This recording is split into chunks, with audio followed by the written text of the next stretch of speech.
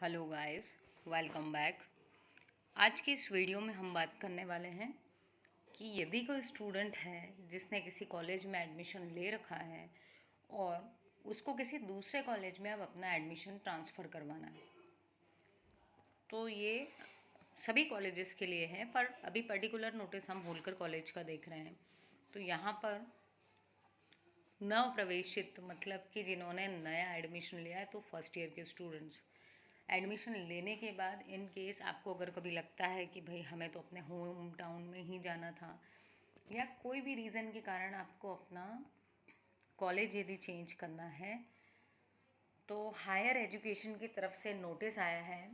29 तारीख को notice release हुआ था, उसका यहाँ पर विवरण इन्होंने दिया हुआ है, शासन का पत्र क्रमांक पूरा प्रॉपरली दिया हुआ है। और ये जो पत्र है ये रिलीज़ हुआ था 29/9/2023 को। ये अगर आप चाहें तो इस लेटर को हम हायर एजुकेशन की वेबसाइट पर भी देख सकते हैं। इसे हम अभी इसी वीडियो में देखेंगे, इस लेटर को आगे। तो इस लेटर में बहुत सारे पॉइंट्स दिए हुए हैं और उसमें जो 4th नंबर का पॉइंट है उसमें ये दिया हुआ है कि यदि आपको अपना कॉलेज चेंज करना है या ट्रांसफ़र लेना है, अपना एडमिशन ट्रांसफ़र कराना है दूसरे कॉलेज में, तो आपको वो एलिजिबिलिटी प्रोवाइड की जा रही है।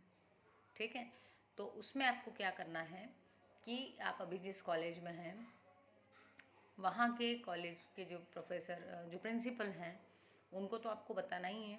और आपका रीज़न जो है वो बहुत जेन्युइन होना चाहिए, मतलब ऐवा ही नहीं कि हमने इसमें एडमिशन ले लिया, आप चलो दूसरे में लेते हैं, प्रोसेस देखते हैं, ये नहीं। आपका जो कारण है वो आपको लिखित में देना होगा उस कॉलेज के प्रिंसिपल को जिसमें आप अभी एडमिशन ले चुके हैं, और प्रॉपरली लिख के आपको कारण बताना होगा कि आपको एडमिशन ट्रांसफ़र क्यों करवाना है। ठीक है, तो और दूसरी चीज़, सेम प्रोसेस आपको वहाँ पर भी करना होगी जिस दूसरे कॉलेज में आप एडमिशन लेना चाहते हैं। उस कॉलेज के प्रिंसिपल को भी आप रिटर्न में देंगे कि भाई हमें आपके कॉलेज में एडमिशन लेना है। तो सबसे पहले वो क्या करेंगे, उनके वहाँ पर वो सीट्स चेक करेंगे। यदि सीट अवेलेबल होगी और आपका कारण वैलिड होगा तो फिर आगे की कुछ बात बनेगी, और उसके लिए दोनों कॉलेजेस के जो प्रिंसिपल होंगे वो इम्पॉर्टेंट होंगे। तो चलिए जल्दी से हम उस लेटर को एक बार देख लेते हैं जो हायर एजुकेशन ने रिलीज़ किया है।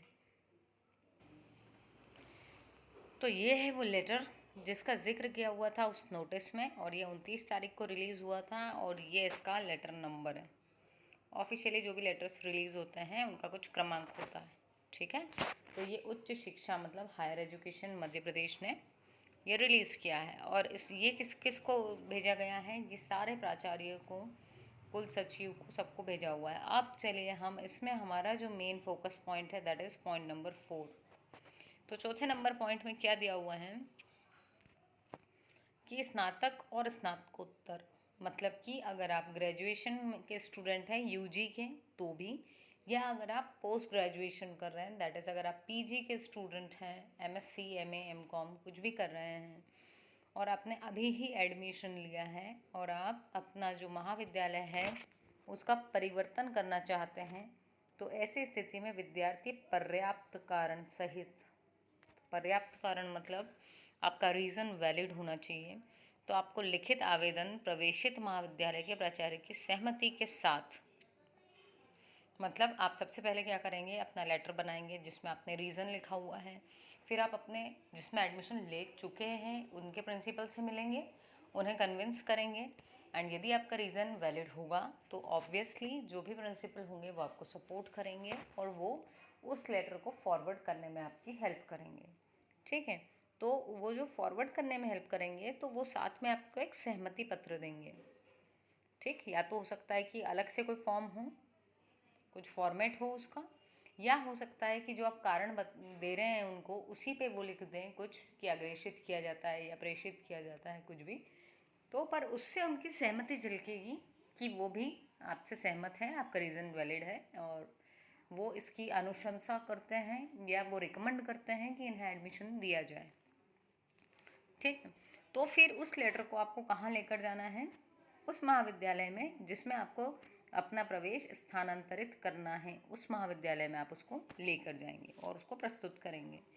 संबंधित महाविद्यालय के प्राचार्य की सहमति के आधार पर, संबंधित यानी कि वो दूसरा कॉलेज जिसमें आपको एडमिशन लेना है, यदि उनके जो प्रिंसिपल होंगे वो अपनी सहमति आपको दे देते हैं कि ठीक है हमारे यहाँ पर भी सीट अवेलेबल है, ये रिक्त स्थान रिक्त होने की स्थिति में, यदि मान लो आपको BCA में एडमिशन लेना था और उनके यहाँ पे सीट्स अवेलेबल थी तो वो ऑब्वियसली दे देंगे, और यदि नहीं थी तो वो मना कर देंगे। तो आपका किस आधार पे होगा? सीट रिक्त होने के आधार पर आपका स्थानांतरण किया जा सकेगा। विद्यार्थी के स्थानांतरण आवेदन पर दोनों महाविद्यालय के प्राचार्य की सहमति आवश्यक होगी। सो दैट मीन्स एक प्रिंसिपल बोल दें कि इनका जो रीज़न है दैट इज़ जेन्युइन और इनको एडमिशन दे दो, और दूसरा ये बोल दें कि हमारे पास क्योंकि सीट अवेलेबल है तो हम इन्हें एडमिशन दे रहे हैं। तो इस तरीके से उस पर कोई प्रॉब्लम नहीं आएगी और आपको एडमिशन मिल जाएगा। तो ये स्पेशली उन स्टूडेंट्स के लिए थी ये वीडियो जिन्होंने अगर एडमिशन लिया है, या उनके फ्रेंड्स के लिए वो ये देख रहे हैं वो कोई प्रॉब्लम फेस कर रहे हैं कि उनको एडमिशन ट्रांसफ़र करवानी है, तो वो ज़रूर इसे देखें और अपने दोस्तों से भी शेयर करें। ये एक रिक्वेस्टेड वीडियो थी। यदि आपने चैनल सब्सक्राइब नहीं किया है तो इसे ज़रूर सब्सक्राइब करें गाइस, क्योंकि यहाँ पर हम बहुत ही इन्फॉर्मेटिव वीडियोस ही शेयर करते हैं, और कंप्यूटर साइंस से रिलेटेड भी हम यहाँ पर अपने कंटेंट्स अपलोड करते हैं रेगुलर बेसिस पे। So thank you so much for watching. मिलते हैं अपने नेक्स्ट वीडियो में।